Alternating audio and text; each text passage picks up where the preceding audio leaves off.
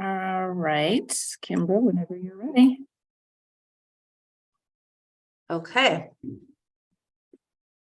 Okay, I'll go ahead and call this meeting to order of the Education Enhancement Reserve Joint Powers Board. During this declared state of emergency, this meeting will be conducted in accordance with California Government Code Section 54953 subsection E, as authorized by resolution of the City Council. Please contact city.clerk@mountainview.gov to obtain a copy of the applicable resolution. All members of the Education Enhancement Reserve Joint Powers Authority Board will participate in the meeting by video conference with no physical meeting location.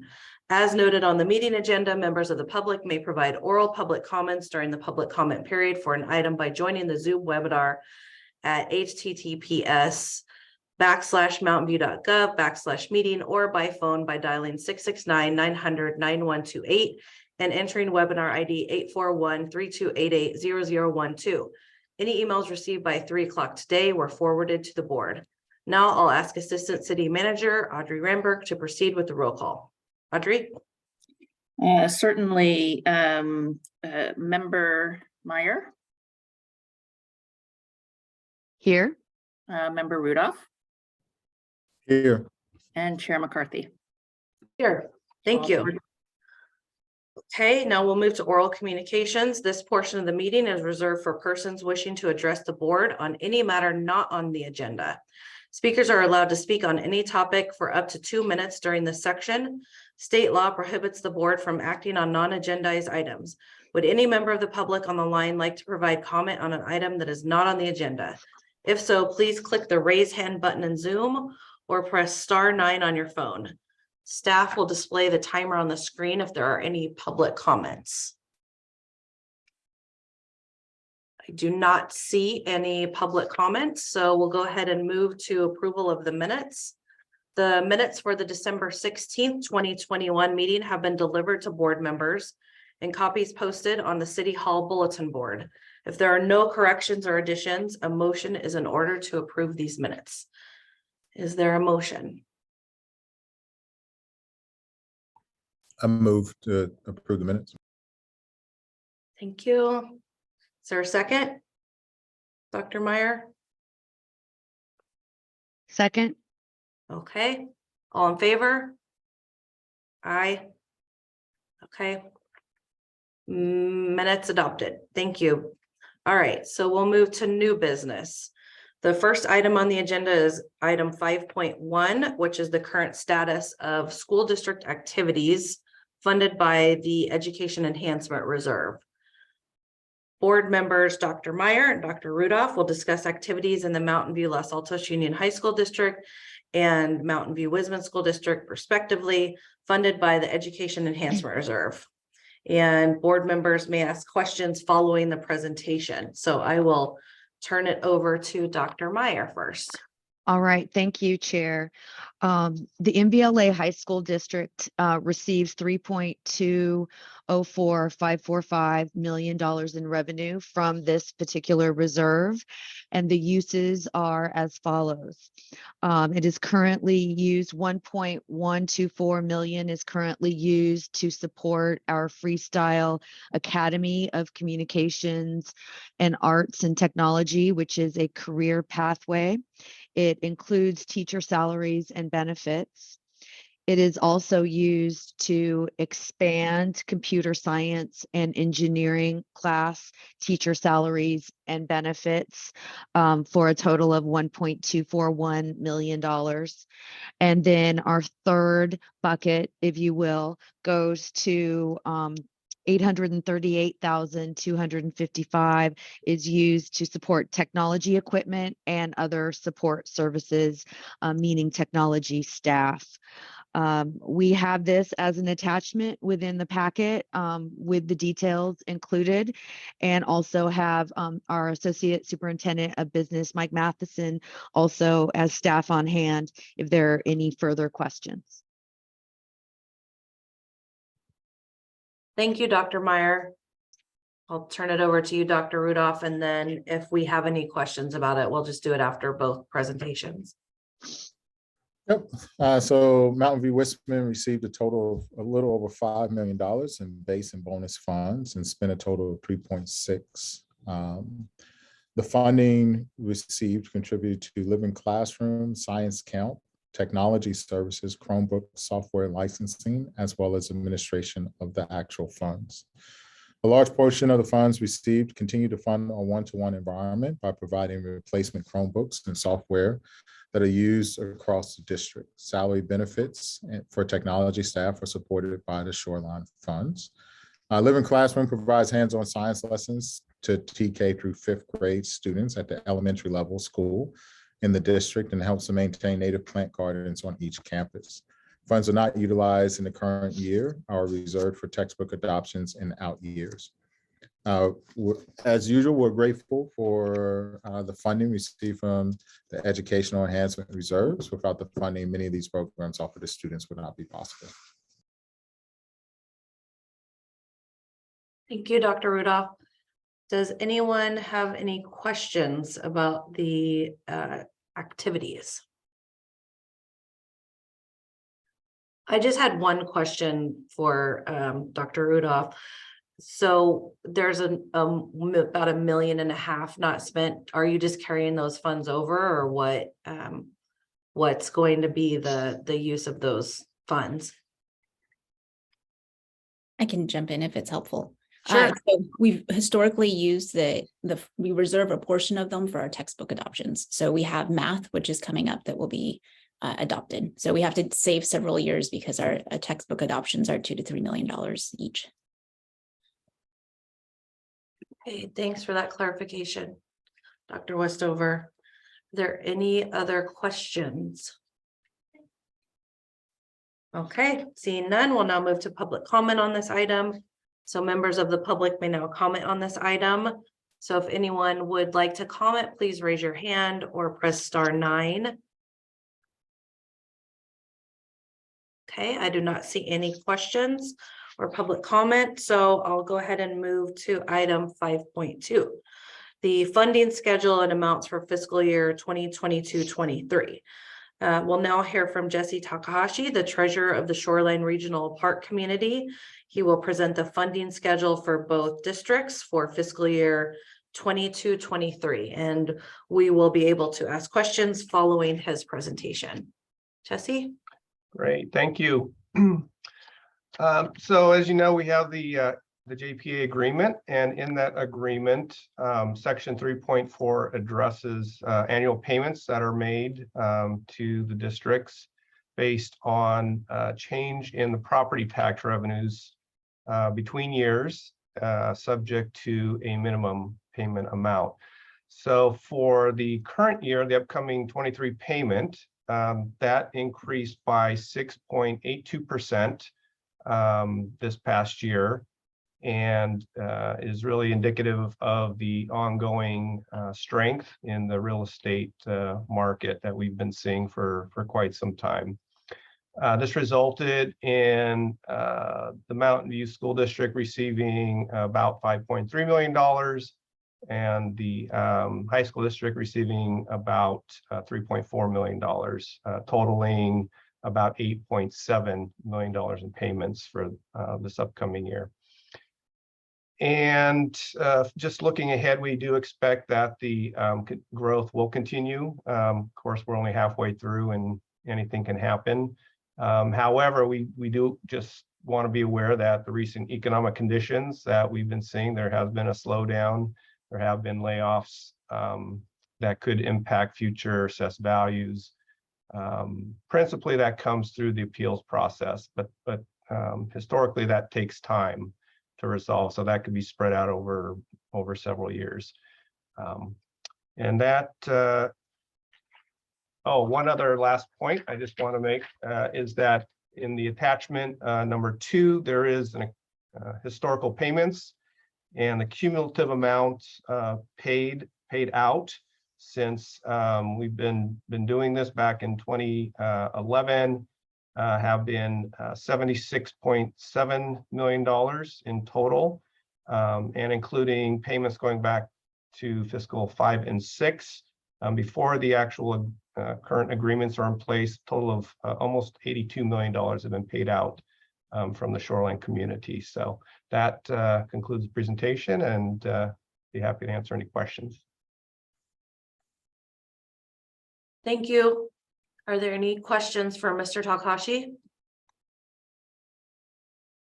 Okay, seeing none, we will now open it up to public comment. So members of the public may now comment on this item. If you would like to comment, please raise your hand or press *9. Okay, I do not see any public comments, so we will go ahead and move to the next item, item 5.3, the status of Education Enhancement Reserve Joint Powers Authority Agreement negotiations. Audrey Seymour Ramberg, Assistant City Manager, will present a memorandum and a presentation regarding the negotiation status. And we will be able to ask questions of board members while following her presentation. So I will go ahead and turn it over to you, Audrey. Thank you, Chair McCarthy. So the SRPC, as noted by Mr. Takahashi, has been providing payments to the districts since 2006. And that's currently under the auspices of the Education Enhancement Reserve, JPA agreement, which is set to expire on June 30th of next year, 2023. The JPA board, this group, appointed staff, which is myself and my colleagues at the districts, to negotiate a successor agreement for the ultimate approval of the board and then the respective governing bodies. I would like to take this opportunity to thank Mike and Rebecca for your dedicated participation in our conversations. I'm going to present a presentation that gives some background about the current agreement, the status of negotiations, and a proposed approach for reaching a new agreement that continues and increases the fundings from the Shoreline Regional Park community to the districts over time. By way of background, the Shoreline Regional Park community was created by state legislation in 1969, which is referred to as the SRPC Act, and is a separate legal entity from the city, established to create a regional park to enable housing and economic development in the North Bay Shore area, to make associated public improvements, all of which are funded by the tax increment in the area. The uses of this property tax increment in the Shoreline Regional Park community are prescribed in something that we call an area plan, and that is referenced explicitly in the act and was adopted by the Shoreline Regional Park board and city as steward of the community in 1977. So with that background, the status of the current agreement is, I'm going to take you back a little bit to the start of the staff working group, which began meeting in mid-2019, which is a term explicitly prescribed in the current agreement. And during these meetings, city staff provided information about the shoreline community's obligations and the status of the North Bay Shore Precise Plan, answered questions from the district, and that included where we were in the implementation of the North Bay Shore Precise Plan, which lays out the housing and economic development called for in the Shoreline Act. This information included some auxiliary plans that the city has created and updated over the past 5 to 10 years regarding $122 million in capital improvements for sea level rise to protect both the North Bay Shore area and the broader city, 19 million in improvements for the closed regional landfill to protect from leachate and methane gas leakage into the air and into the groundwater, 487 million in transportation improvements, of which an estimated 267 million are net of development impact fees and the community benefits and are to be funded by the shoreline community. The city shared these and other shoreline community purposes and obligations, and that those would need to be met by the community as determined in a long-range fiscal forecast that looked at both shoreline revenues and expenses. For its part, the district staff provided information and answered city's questions about school funding, both kind of the mechanisms and the process for budgeting, and also to better understand the concerns of the district that they were expressing about the impact of anticipated housing growth on future school enrollment and the district's ability to fund that school capacity increase. In these meetings, both the city and the school district talked about the interest in continued shoreline regional park community payments and an increase in those payments to the district. In March of this year, I shared with Mike and Rebecca that the long-range forecast, which we will use to illustrate the community's ability to fund both its obligations and the continued and increased payments to the districts, depended on the assumptions that will be part of an adopted Google master plan. And that master plan will implement a lion's share of the housing development that is allowed for in the North Bay Shore Precise Plan, and is expected to come to council for adoption in the spring of 2023. I proposed the extension for 12 to 18 months to be able to continue payments to the districts to allow for the completion of this analysis and for the ongoing negotiation. And, I perhaps implied, but can affirmatively state here that commitment during the extension would be to provide a payment at least equal to the current payments that the community are making to the district, which, as Mr. Takahashi just recently shared, is around $5.3 million to Mountain View Wisman School District, and about $3.4 million to the Mountain View Los Altos High School District. And then over the 8 months since that, I raised that proposal of an extension. We've had some numerous conversations at the staff level, considering that proposal and expressing a range of thoughts about the possibility of the extension. And then most recently, Rebecca and Mike and I, along with Jesse, met yesterday to talk about a proposed approach that the city also outlined in the memo that's part of your packet for today, for a long-term transition of increased payments to the school district, and ultimately following the completion of the development phase of the shoreline community, the lion's share of increased assessed value and the property tax from that assessed value flowing through to all the taxing entities. As mentioned, the use of tax increment in the shoreline community must be consistent with the purposes and powers of the Shoreline Act and the Shoreline Area Plan. And our legal analysis has determined that to enable expanded payments to the school districts for school capacity will require that the Shoreline Area Plan be updated. And so that's what staff proposes to do, to undertake that process to update the area plan to reflect the importance of schools to the shoreline community and to address the impact of residential growth in the North Bay Shore area on the need for school capacity.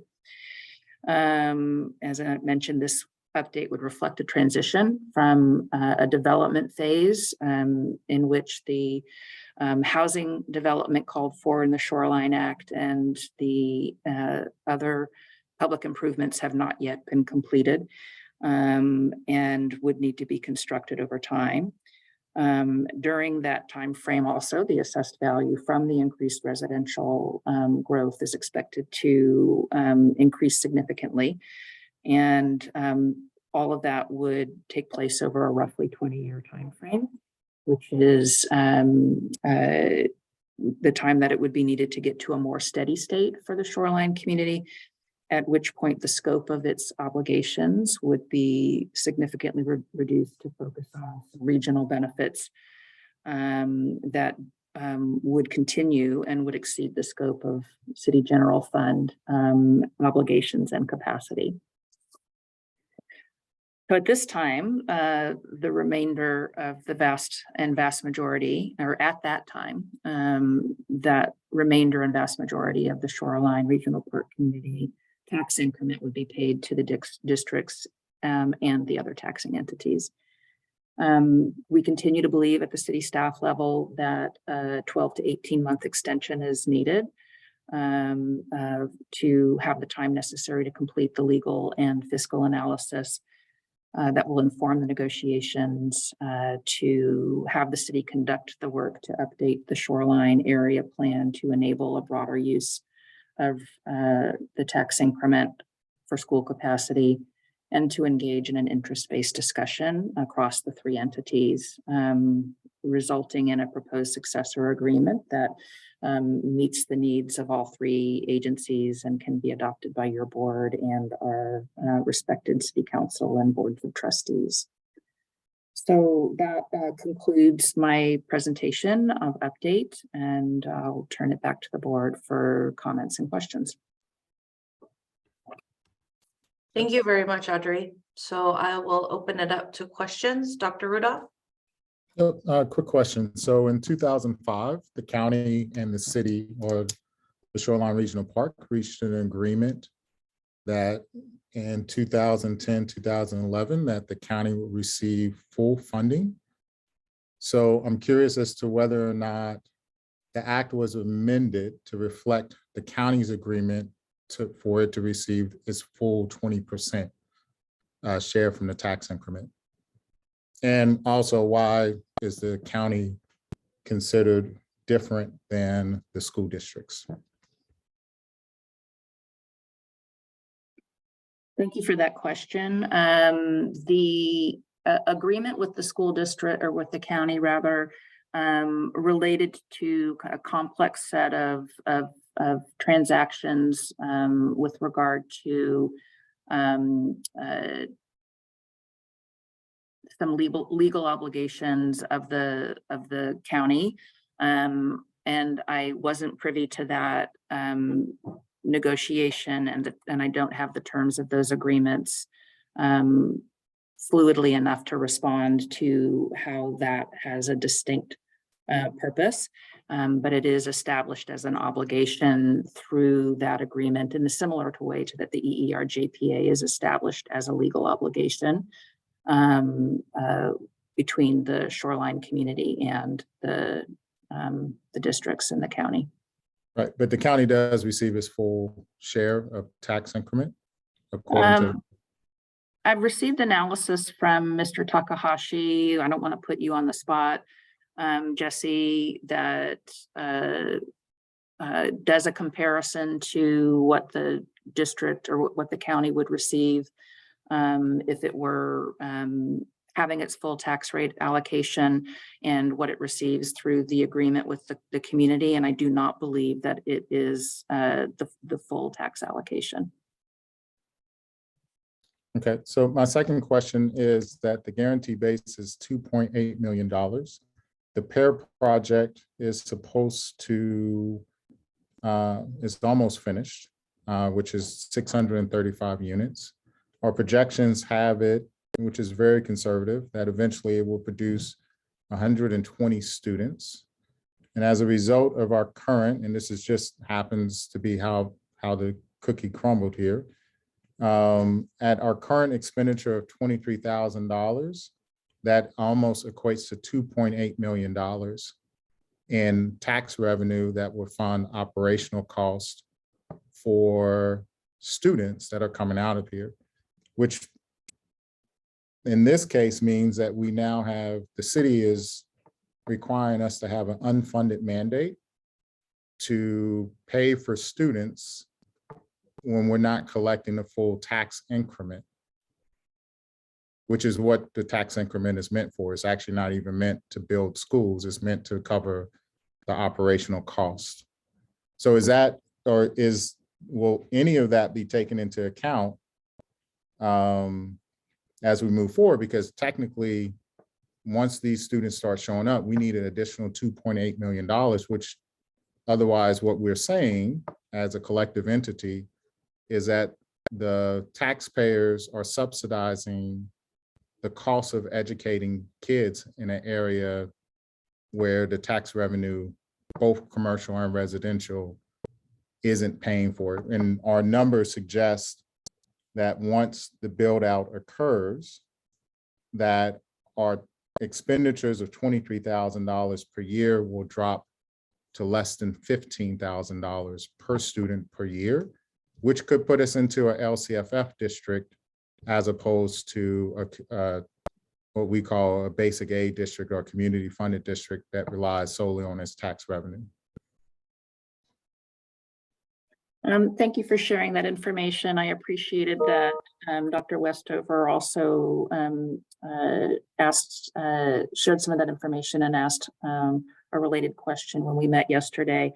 And I've been able to seek some clarity from our community development department on the timing of the residential development being completed at Sobrato. I don't have full information on that. I know it's going to happen over 2 phases, and I will definitely want for us at the staff level as we negotiate a successor agreement to understand the timing of when those housing units are going to become available and when those students might be hitting the school district's roles, so to speak, and wanting to be taking into consideration how the existing payments that are allowed for in the EER-JPA agreement, which include increase in the payment for the increase in assessed value that happens across shoreline, which includes any and all increase, whether it's commercial or residential, as well as the full tax rate allocation for the residential units. And it would be, I think, really instructive for us to compare what that amount is that is already allowed for in the current agreement compared to the what you're sharing with us as the district's cost per student, and when that cost would become current and present to the districts based on the timing of the Sobrato residential units being occupied. I don't have the sense that would be in the next payment that would be due to the district, whether those residential units and those new students would be bringing those costs to the district before the. Okay, and then one last question and comment, then I'll stop here. So I've spoken with a couple other people at times, and so if an agreement isn't reached, then that means that all payments would stop. Is that correct? That's correct. It's certainly not our intention. Our intention is to have some form of an agreement in place by June. So and this is just my commentary, then I'll relinquish the floor here. I'm only authorized to give up to 6 months extension. I am concerned that, we started, and I understand everything that occurred when we started in 2019 negotiating. But our budget cycle actually starts in February, which means that we need to go ahead and start presenting a $2.8 million budget cut because we don't have a successor agreement. And that is a reflection of this taking place. I also, just for the record, I'm a little concerned that the county receives their full share of funding, provided that they're not going to provide litigation. And that, school districts are viewed a little bit differently. And, we've been, at least Mountain View Westman's been made to be the bad guy in terms of setting up a Melrose and its impact on development. But a Melrose essentially is the only way to address the operating costs that we're currently not getting per pupil's expenditures. And so there is a concern that we will have to start planning for $2.8 million in cuts, and that we essentially are telling the community that the kids that are going to come out of Shoreline are going to be paid for on the backs of all the other taxpayers, including myself and everybody else on here, who live outside of the boundaries of it. And so this is a major concern. I understand. I'm not, I understand that there are obligations, and I understand that there are other things that need to take place. However, it seems a little disingenuous to wait for Google to make determinations about what they're going to do, knowing that projects are moving forward and that there will be kids, and that those kids are going to exceed what the base payment cost is for educating them, and that we don't have a solution for that. So I just want to put out where at least Mountain View Wisman stands in terms of the 6 months, and just, I don't want to surprise anybody when we start our budget conversations that if there is no agreement before we adopt our budget, Mountain View Wisman will undergo $2.8 million in cuts in order to address the shortfall of funding. Thank you for those points. I do just want to make sure that I've been clear that the city has no intention of not continuing payments to the districts, and we've put on the table that the districts would continue to receive at least their current payment, which is 5.3 million. And so I really would be hoping to be able to work collaboratively with your staff to avoid you being, feeling like you were in a position to have to make those cuts. That doesn't seem like that's necessary. I also was able to get a little bit of extra information regarding the timing, because I'm definitely hearing you that when new students arrive, and if there isn't a way for the districts to secure additional revenue for additional students, that has an impact to the district as a whole. That we want to make sure that we're not only paying attention to the city's need for additional time to have the information to do a substantial change, to make a substantial change in the amount and the use of the funds made available, but we also want to make sure that the districts are not disadvantaged in that meantime, and the Sobrato development isn't a portion of that only, and it would be available for occupation in 2024, mid 2024. So I don't feel like we are in danger of getting to the point of significant impact on the district before we can get to a new successor agreement that would be substantially better equipped to meet the interests of the district.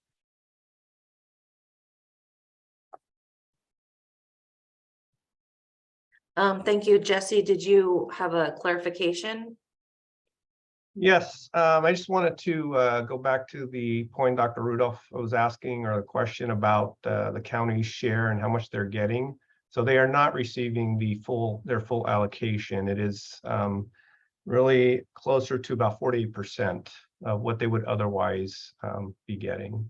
So I did just want to make that point of clarification. Is it possible that you can send that over? Just I'm reading a copy of the county agreement that was signed in 2005. So it ramped up over a 7-year period and starting in fiscal year 2010-11. And for all future years, the county receives full funding equal to 20% of the total shoreline tax revenues, the same amount. If you can send that agreement so that we can look at it, that would be great. Sure, we can provide sort of the backup for where we're getting our information. Okay. Thank you, Jesse. Dr. Meyer. Yes, thank you. Thank you, Jesse, because that was one of the points that I had a question and had some curiosity about. And thank you, Dr. Rudolph, for going back to that 2005 contract and looking at that, because that is definitely pertinent information to this discussion. My staff and Mike, you've done a great job of sharing, but I did also just want to share that we do not have any formal authority as a district regarding a timeline, but there definitely is that same concern that any extension as it goes out could mean a shift in leadership and all sorts of different variables. So our interest is also to have that done as soon as possible. Secondly, I very much appreciate this write-up, Audrey, and I had a quick question about the phased transition. I'm very interested in that component, and correct me if I'm wrong, but previously, was there a discussion about that phased transition being 20 years, and perhaps now we're looking at a different phase, or is that phase transition, or do you have any idea about what that phase transition might look like? Thank you for your question. The current status of the shoreline community is that it has not yet accomplished the housing objectives established in both the Act and the area plan. And it has significant infrastructure and public improvements. And we anticipate that that's a 20-year time horizon to move through that development phase and those public improvements. During that phase, we believe that there's going to be sufficient assessed value growth to cover those public improvement needs and to be able to make payments to the districts that exceed in a significant way what is currently paid to the districts, in a way that we believe will help with school capacity. And then once that time horizon of approximately 20 years is completed, what we would see is a few of the regional things like the park and the landfill that would need to continue to be funded by the community, but that would be a much smaller scope, a much less expensive set of obligations, and that the remaining funding at that point would flow through to all of the taxing entities, including the districts. All right, thank you. Thank you. Are there any further questions? Just one more, Audrey. Is there a rationale why 20 years?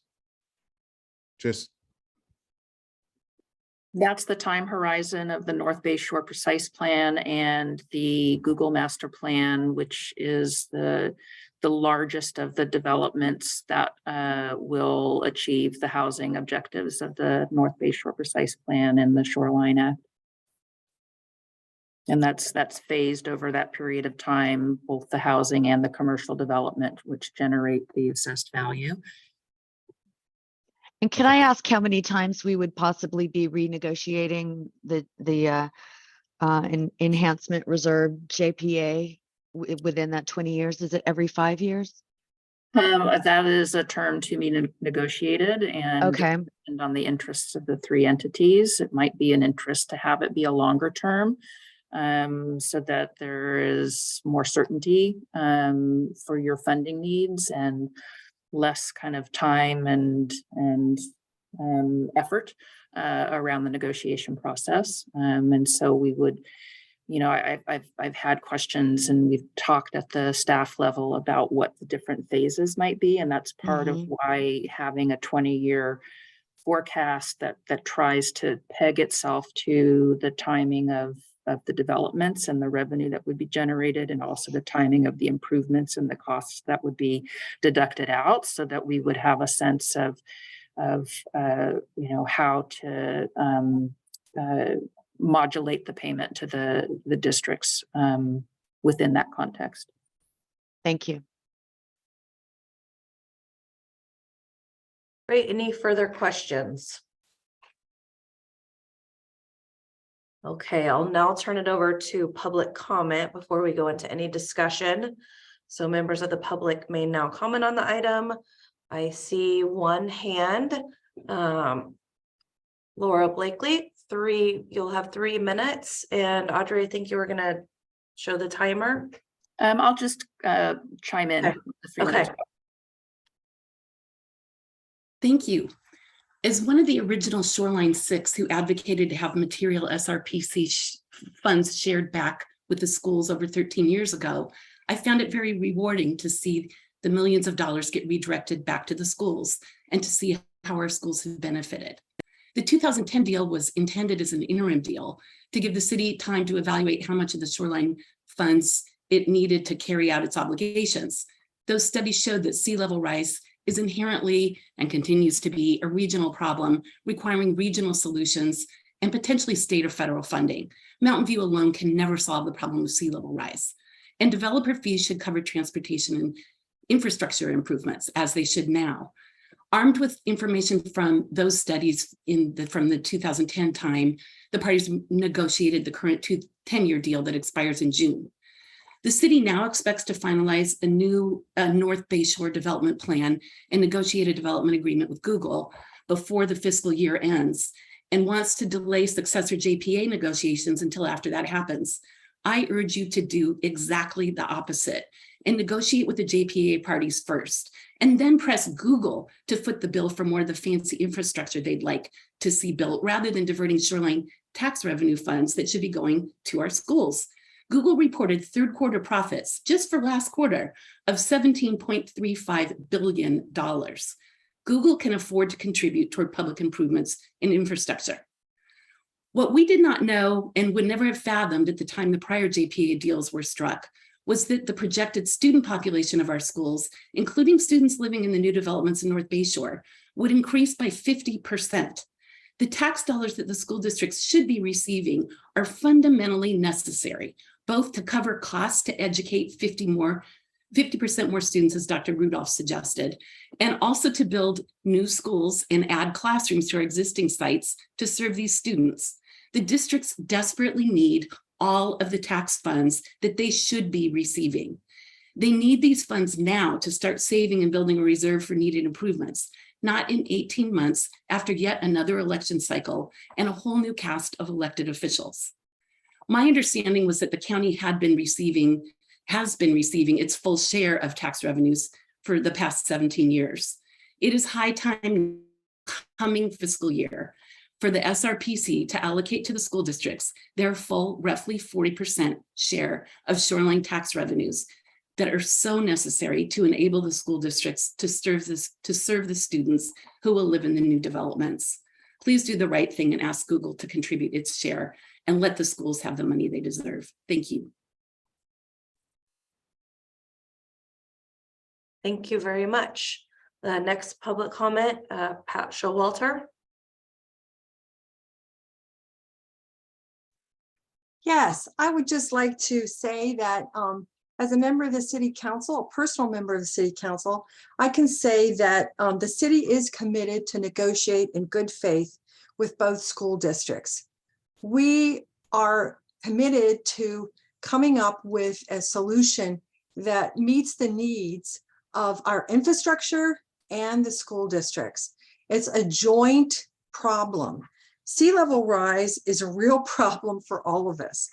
You can look at it as a regional problem, but because if you want to, but because we're a shoreline city, it's very much a local problem. And we have a responsibility as the local government to see that those sea level rise protections are built and are built in a timely fashion. Otherwise, this development really won't be able to continue and go forward and provide the community benefits, which include housing that sorely need, some office space, and of course, the schools that we all love. We can't do that without the sea level rise protections. Hopefully, those sea level rise protections will be completely constructed in the 20 years that the interim period. And so then the infrastructure funding that will be needed will revert to maintaining them maintaining Shoreline Park, the landfill, and that sort of thing. Much less money, which would mean much more money, of course, for the schools. So I think that it's naive to assume that state and federal funding will be forthcoming in the manner that we need. Of course, we will be applying for all the state and federal funding that we possibly can, but so will every other entity that has a shoreline. And you all know more than 80% of the population of America lives in shoreline cities. That's where we live. So that money from the feds and the states, it has to be divided by lots and lots of people. So it's incumbent upon us locally to come up with our share and to be responsible about this problem that we know is coming, and to take care of it. And we have the means to take care of it. So it's the responsible thing to do that. So I urge you to consider reasonable negotiations that do involve an extension, so we can do this properly and meet all the needs of our community. Thank you.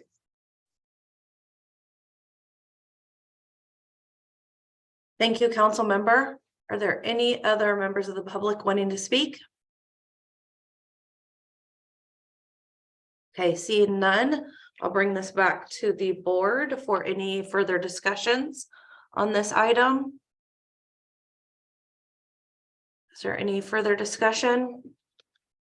Okay, okay, I'll just reiterate what our assistant city manager said, and really that it is the city's interest to pay the school districts not only the amount, to have the certainty, the amount that you had received this past year, but of course, any of those increases that may come about as part of the property value. As Mr. Takahashi said, things are still up in the air just in terms of the economy, but it does look at least promising right now. So I hope that you all wouldn't be considering any reductions because of that, because we are certainly putting that on the table to make sure that you are kept whole with the amounts that you had, and will at least get us through these next negotiations.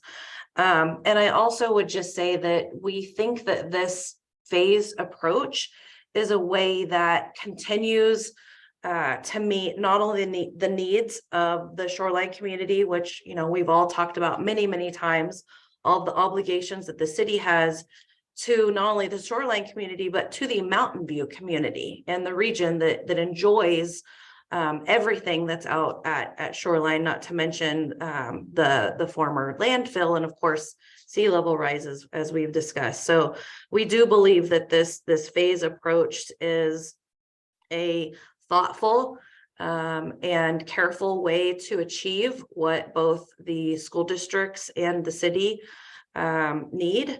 And it's essentially telling you all that we do intend to put forth the full amount that you all got last year, and give us a little bit more time to finish the legal and the fiscal analysis, so that when we have the conversation again, it can be more informed and we can have better information.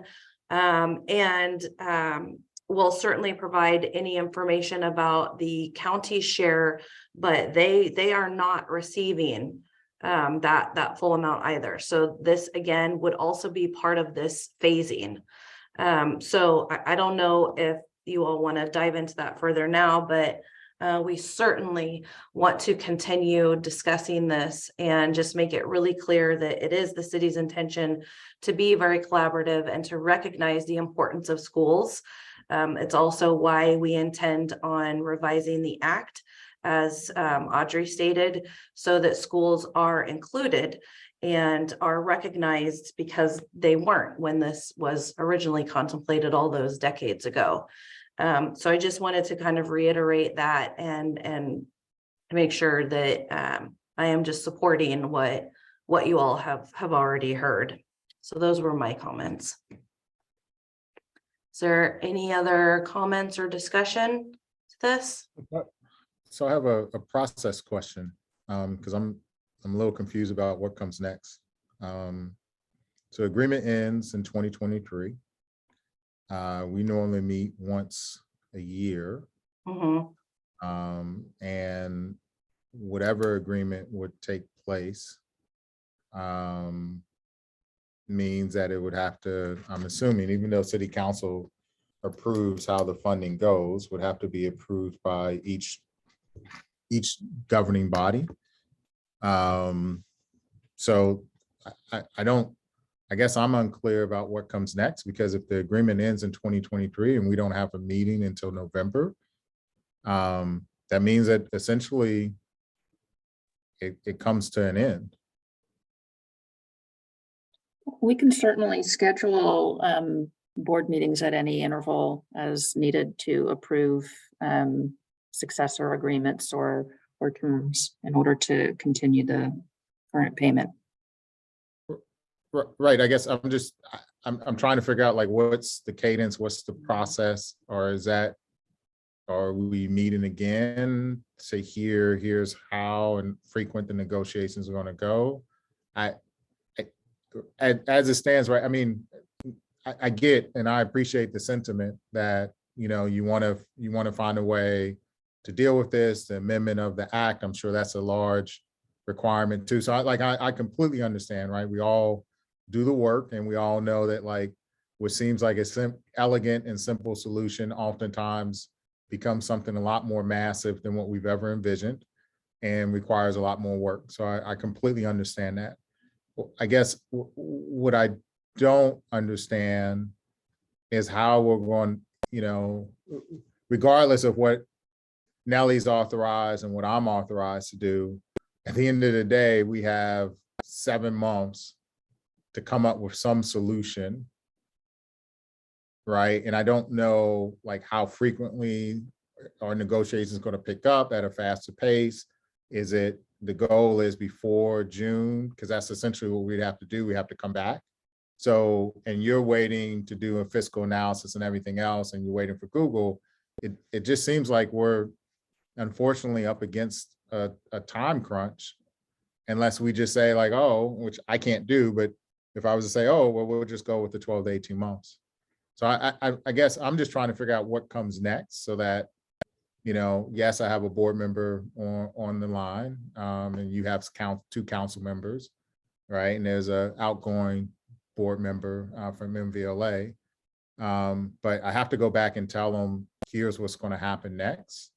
And I don't know if I have a clear picture of that, which, doesn't do y'all any service. And it's not like anything against you, right? It just simply says, like, we want to do this, we just don't know how it's all going to look. So I'm trying to figure out what the process is, I guess, is what I'm trying to say.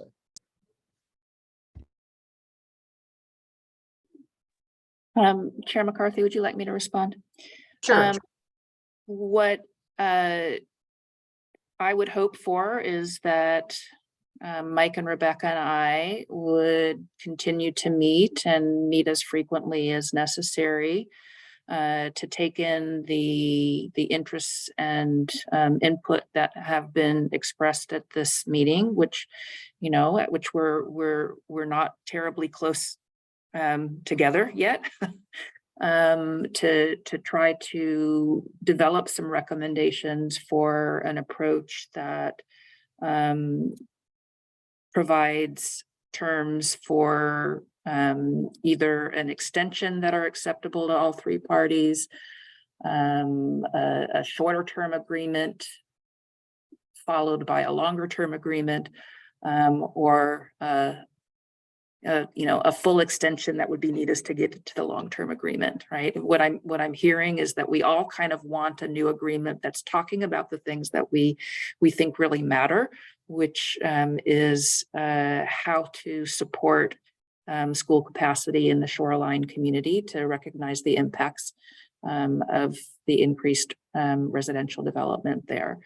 And I would see that one of the possible directions from the board today would be to direct staff to continue its discussions to come back with proposals for how to get us to that ultimate goal in as expeditious a way as possible, that hopefully can be agreed to by all three agencies, and that you would have the authority from your elected officials to approve. And then we would schedule a follow-up board meeting with those recommendations at whatever time that we were prepared to present them, and with certainly something that would make it so that there wouldn't be a gap in payments following the June expiration of the current agreement. Right, so I think for the schools, we present our formal budget May, is that correct? To the boards. Yes. So we would need it, I mean, for us, if we're looking for a trigger, right? We either have to plan for $2.8 million in cuts, or we have to have something by the time we present our final budget in May. We would need to have an agreement that sort of guarantees, and I hear what you're saying, right? Like that it's the intent, but I also got to look at, like, if there's no agreement, then there isn't a payment. There's no knock on any of y'all. But we would need that. I'm just backwards mapping, which is what, how we sort of think. We need something approved, and I don't know, for us, it's 2 meetings to get something approved, right? So we're talking about, we need to have something within the next 3 or 4 months. I would say if we're looking at cutting any staffing, we would need to know that earlier. February, March. I think that's very doable. And again, I would hope that you wouldn't be considering cutting staffing when you're hearing us tell you today that we intend to keep you whole with what your amount is now, and that could increase with the increment. So, I think I'm pretty clear about that, I hope that that's not something that you would be telling folks or putting out there. That's not our intention at all. And I think a February, March timeframe is reasonable. Certainly, if you're taking your budgets in May, if you're anything like we are, we have stuff lined up, even months prior to that. So I think that's totally reasonable. I can commit that the city, and certainly Audrey we will do everything we can to meet with your staffs, and for us as a board to meet. We can schedule a meeting whenever we need to. So I think you'll have that commitment from the city. I'm absolutely open to that, and we can give our staff direction. We're all in this meeting today to go negotiate. You hear it from us today. Some of our electeds are here hearing it. So you have that commitment from the city. Thank you. Yep, I appreciate that. So maybe the solution, I'm trying to figure out what's our way to get through this so that both of our budgetary departments can keep going. So maybe the solution is to come up with a smaller agreement that guarantees the next payment that will get us, that at least it commits, right? And I can take you for your word, Cameron, we joke about this all the time, but I know you're a lawyer, so it needs to be in writing. And so maybe the solution is that one is to come up with the process and to figure out what the appropriate timeline is. And the second one is a smaller, quicker agreement that, since you're saying, hey, and I'm taking you for your word, but this may not be what you meant, that you're guaranteeing at least $5 million to the schools and $3 million to MVLA. So maybe the quicker, the low hanging fruit is just to guarantee the next payment, that it doesn't stop, that doesn't trigger any cuts. So we can take that into factor with our budget.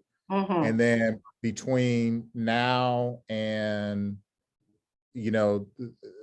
before all of us walk away during the summer, I think city council goes into the summer a little bit longer than MVLA and MVWSD, that we will come up with a formal process for negotiations that we can articulate to our board that takes into account, the 0, 6, 12, 18. I think we got 4 different options that are there. And so we sort of do both in parallel. If y'all are okay with that, I think that gets us through the forced budget cut part, which is really a big concern, knowing that we're about to enter budget season. And like you said, Kimbra, we start this, and we technically are about to start now for budget for next year. I'm sure Rebecca feels like she always does the budget all year long. So I don't know how Nellie or Kimbra, how y'all feel about that, to get us as a bridge for the payment and then gives us time to set up a process. I think that would be helpful. I really do appreciate the idea of mapping it out for a timeline, because I too will have to share this with the board and with new board members that have not been a part of this discussion previously. Okay, and Audrey, I would just ask you, does that sound, because I know that you and Rebecca and Mike are the ones driving this. What are your thoughts on the mechanics of that? I was having some very similar thoughts to what Dr. Rudolph just shared, is that everything that we're all talking about now is an agreement that follows through on the commitment that you just made, Chair McCarthy, around continuing at least the current payment, and that would be should be a pretty easy thing to execute. And then it takes what the city's putting on the table as an approach to a more substantive expansion of the agreement between the community and the districts, and that we could map that up in ways that provide a little bit more clarity about the process and the timing for that. Yeah, I think that makes great sense. Okay, great. And so then I think as part of that, it would be for the direction to just that as staff that you all continue to discuss that. It sounds like we're all 3 in agreement about that as well. So I would just have that be part of that. Okay, is there any other discussion on this? And just that our goal is to have this ironed out, have both of these ironed out before we hit the summer, is what it sounds like. We will have at least a commitment of what whether it's what the longer term deal sort of looks like, and then the short term deal, which does just the base funding. And I just want to make sure I'm clear, so when I communicate to the board, I'm not misspeaking. I might need a clarification there. What you said around having by summer is the process. At one point, it was the process to reach the longer term deal, and at another point, it was what the actual longer term deal was. So, could you clarify what you're? Yeah. So look, it's really taking what you said here about a short term and a long term agreement.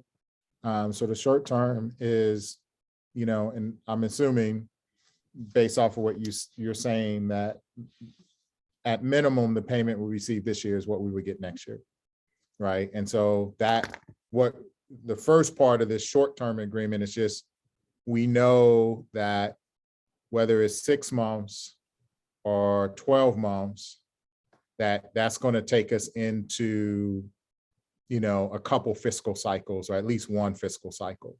And so the short-term deal is to guarantee that as we negotiate, those payments don't stop, which keeps both districts from having to undergo cuts, which is, what Kimber's saying. The second point is that by the end of the year, we would have came to some type of agreement with an outline of what the process is that determines whether it's 6. I mean, at this point, I don't think it's possible that we're going to do 0, right? Like, I don't think that we can get a long-term agreement ironed out by the summer. I would love it if and I got a couple ideas if you want to just write these down, but something tells me you're not going to agree with every term. So what we were to do is by the summer, we would come up with an agreement of the extension, as well as sort of what are all the processes, not necessarily signaling an agreement, but signaling the agreement to get to the long-term agreement. Got it. Is Thank you. that- That's clear. Thank you. Okay.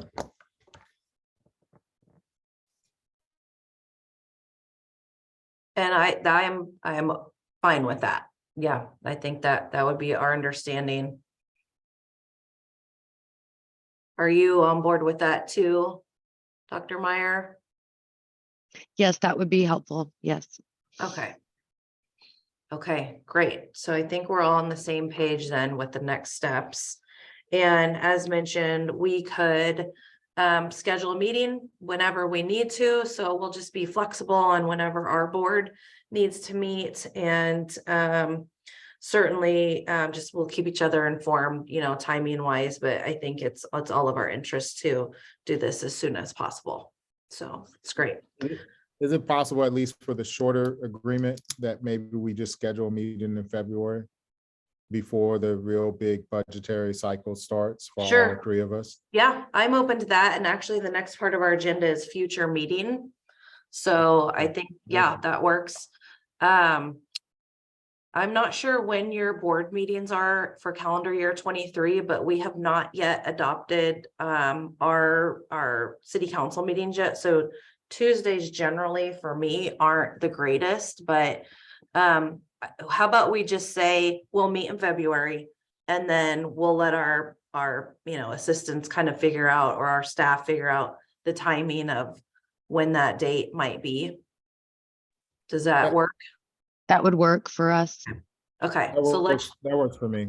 Oh. And if it's early March, I mean, I'm fine. I guess what I'm trying to do is, no pressure on Audrey, Rebecca, and quarter Mike. one. How about quarter Just- one? Yeah, Okay, just trying to get that first short-term guarantee done so that it's off the table and we can keep going with the longer term stuff that may require a lot more time. So quarter one is fine. I just don't want to get too far in the budget process where, Mhm. even if we have to contemplate it, even if it's just a academic exercise. Sure, that makes sense. All right, let's say, so we'll just move into, I don't think we had any more discussion, moving into the next item, 5.4, future meetings. So the board has agreed to set a date for quarter one, 2023 for our next meeting to discuss the short-term agreement, and we'll just know, we'll do it as soon as possible. Given the fact that you all are in the middle of your budget planning and development. So we'll plan on that. Thank Okay. you. Appreciate it. Thank you. Okay, and then at that meeting, we'll set our next meeting. And all right, so the next part of the agenda is just any board or staff comments, questions, or reports. We will not take any action on any questions raised, but does anyone have anything else to report? No. I just want to thank y'all for your willingness to go through it. I know this is a change, right? And everybody has obligations, and from developers to schools to water rise, right, to methane abatement, or I don't know if you technically abate methane, but whatever. So I do appreciate just the willingness to understand what the need is, and some of the creativity that's been, at least that Rebecca has sort of explained in terms of the adjustment of the amendment or the act in order to include infrastructure for schools and some other things. So I don't want that to be lost in the fact that all of us are trying to do what's right for the community, and that we all are looking at this from a different place. So I do appreciate our continued partnership. Obviously, the teacher housing is a great example. The joint use agreement, which is still outstanding, is a great example. And so, I don't want that to be lost in the fact that, this may get heated at times because we all have audiences that we have to adhere to. So I just want to verbally say that before we close out. And happy holidays, by the way. Happy holidays. Yes, thank you. I would reiterate that there's so many examples of how we partner and collaborate together. And I know we have different lenses, and I think this is a good path forward. Now, I'm glad that we got there, and certainly the continued conversations and communication and collaboration will continue. So yeah, this is Very appreciative. Thank you. Okay, if there's no other comments or questions, I think this is time to adjourn. So we'll adjourn at 12:14 and we'll just be in touch for setting the next meeting. All All right. right. Thank Thank you, you all. everyone. Have a good one. Bye-bye. All right. Bye-bye.